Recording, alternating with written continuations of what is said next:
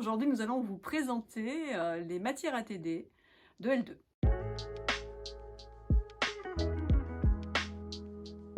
Je suis Frédérique Coé, maître de conférence en droit privé, donc à la faculté de droit de Grenoble, et j'enseigne donc le droit des affaires. Bonjour, je m'appelle Pierre Basser, je suis doctorant contractuel sur la faculté et je travaille donc en travaux dirigés sur le droit pénal général en deuxième année et la procédure pénale en troisième année.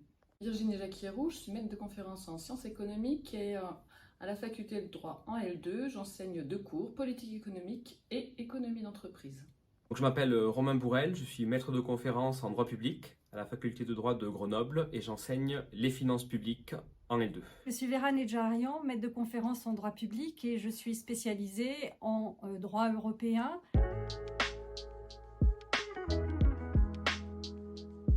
Le droit des affaires est une matière transversale qui permet d'étudier l'entreprise dans tous ses aspects, donc qui est au cœur du droit économique et qui intéresse bien évidemment non seulement les futurs juristes d'affaires, mais tout juriste. Le droit pénal général est une matière qui correspond, comme son nom l'indique, aux principes généraux de la matière pénale. C'est les grands principes qui vont un petit peu derrière les infractions dont on connaît aujourd'hui, la classification tripartite, les principes qui la régissent, le principe de l'égalité, le principe les éléments matériels, moraux, etc. La matière a pour objet en fait d'approfondir un petit peu la discipline et vue aussi d'une certaine façon un peu de politique, puisque au sens du droit pénal, finalement, le droit pénal reflète les valeurs de la société à un instant T. Alors en politique économique, le cours traite de l'intervention des acteurs politiques dans le domaine économique, que ces acteurs soient étatiques, européens ou au niveau des collectivités territoriales. Et donc, on va dans ce cours d'abord se poser la question de la légitimité de cette intervention des acteurs politiques dans l'économie, avec les nombreux débats théoriques à ce propos. Ensuite, on va concrètement voir en quoi consiste cette intervention, quels en sont les enjeux, de 2 manières différentes. Tout d'abord, on verra ce qu'on appelle les politiques économiques conjoncturelles, qui s'intéressent à la manière dont ces acteurs politiques vont essayer d'influencer à court terme l'évolution du système économique. Et ensuite, on verra ce qu'on appelle les politiques économiques structurelles, qui, elles, cherchent à influencer et modifier plus durablement les structures profondes du système économique et les conditions de l'activité économique. En économie d'entreprise, le cours vise à donner toute une série de connaissances sur l'entreprise en tant qu'acteur économique. On va, comme les économistes le disent, entrer dans la boîte noire de l'entreprise. On va le faire toujours du point de vue de l'économiste, en se posant 2 grandes questions. Tout d'abord, la question de la nature de l'entreprise comme acteur économique, avec des questions portant sur ses objectifs, la manière dont se prennent les décisions, comment se répartit le pouvoir dans l'entreprise. Et puis là, dans un deuxième temps, on va s'intéresser à ce qu'on appelle de la stratégie d'entreprise. Et donc là, on va s'intéresser aux grandes décisions qui se prennent durant la trajectoire de vie d'une entreprise et qui vont lui permettre de se forger un avantage concurrentiel. Par exemple, s'accroître, par exemple, faire évoluer ses domaines d'activité, par exemple, innover, s'internationaliser, etc. Les finances publiques, ce sont les finances des administrations publiques, autrement dit de l'État, des collectivités locales et de la sécurité sociale. Les institutions européennes ont pour caractéristique d'être à la fois loin, mais aussi très proches de nous tous. Loin, car ce sont des organisations qui structurent le continent européen et qui donc dépassent le cadre purement national. Mais aussi elles sont proches, car leurs actions sont très diversifiées et elles ont une incidence directe sur les États et sur nous tous.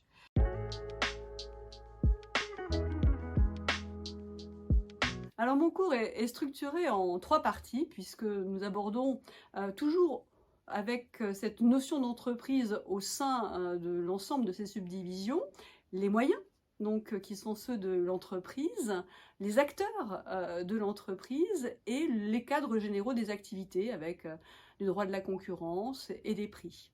Alors, le cours est composé de différents thèmes qui visent à présenter les règles applicables en matière de finances publiques, les procédures applicables également au budget donc des administrations publiques. Le cours est structuré de façon très classique en 2 parties.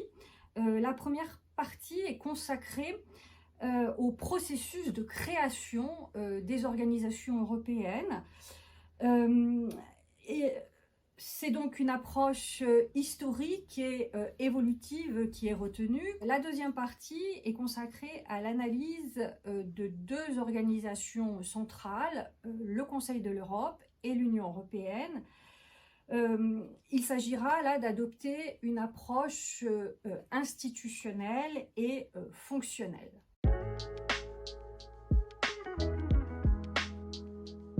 Les étudiants peuvent choisir donc de compléter le cours magistral par des travaux dirigés qui ont pour objectif d'appliquer la matière au travers de l'étude de décisions de jurisprudence, donc décisions qui seront commentées, et de cas pratiques, donc variés, qui par exemple peuvent porter sur la question du statut du conjoint, du commerçant, qui participe à l'activité de l'entrepreneur individuel et pour lequel la détermination d'un statut peut se présenter, et donc les différentes orientations, options possibles seront développées au travers de cas pratiques, par exemple.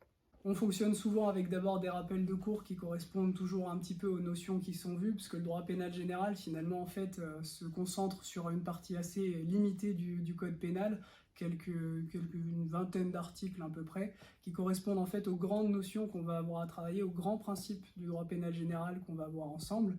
Donc on a souvent aussi en premier lieu une analyse jurisprudentielle. Ça, c'est l'objectif justement, c'est de vérifier un petit peu ce que j'évoquais au niveau de la présentation du droit pénal, c'est que le droit pénal est aussi façonné en partie par les juges, et notamment avec des fois des dimensions un petit peu politiques, donc toujours quelques décisions de jurisprudence qui peuvent être intéressantes et qui font l'objet pour certaines d'une étude un peu plus approfondie, et ensuite un exercice de cas pratique qui correspond à l'heure actuelle toujours finalement au sujet de partiel qui est donné en fin d'année. Les thèmes qui seront étudiés en cours seront également précisés lors des séances de travaux dirigés qui sont assumées par un professionnel du droit qui permet donc d'avoir un côté plus pratique. Différents types d'exercices sont proposés en travaux dirigés, ils sont assez classiques, des commentaires, des dissertations, mais aussi des mises en situation.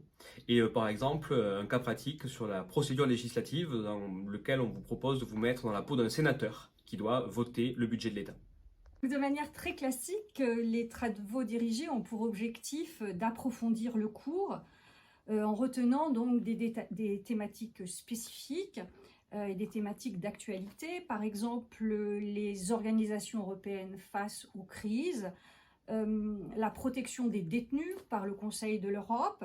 Vous travaillerez les exercices juridiques classiques, la dissertation, le commentaire, et puis vous découvrirez un exercice propre au champ international et européen, un exercice de simulation de négociation au sein du Conseil de l'Union européenne, négociation donc d'un acte de l'Union européenne. Vous serez à cette occasion le représentant d'un État membre et vous défendrez sa position face à ses homologues afin que le Conseil adopte ou non un règlement ou une directive de l'Union européenne.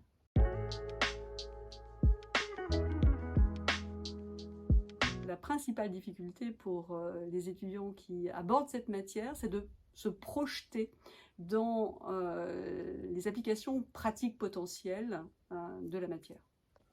Toute la difficulté au niveau du droit pénal général se façonne justement sur l'exercice type du cas pratique qui n'est pas toujours évident à maîtriser pour les étudiants, et notamment en fait c'est le syllogisme qui est à acquérir, que vous travaillez souvent déjà dès la première année, mais ce qui reste pas évident c'est l'application effectivement de la règle concrète qui veut souvent vérifier un certain nombre de conditions et son application réelle par rapport au cas pratique, parce que finalement c'est aussi des fois un peu sujet à discussion.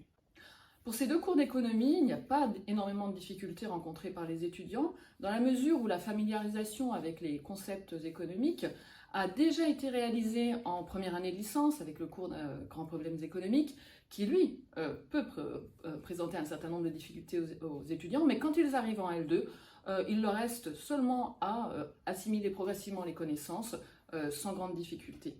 Les difficultés principales sont dues au fait que la matière est une matière technique qui aborde des notions et des procédures qui ne sont pas forcément connues des étudiants à l'entrée de la L2.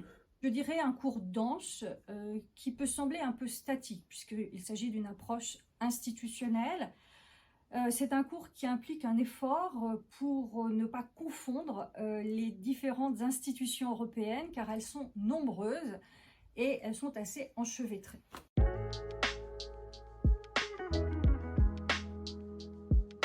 Donc la matière s'adresse bien sûr à tous les étudiants, juristes, mais plus particulièrement à ceux qui veulent poursuivre dans le cadre du parcours droit des affaires, ou encore droit notarial, puisque bien évidemment les bases qui sont enseignées à l'occasion de ce cours droit des affaires seront ensuite exploitées et développées dans le cadre du master droit des entreprises et également droit notarial.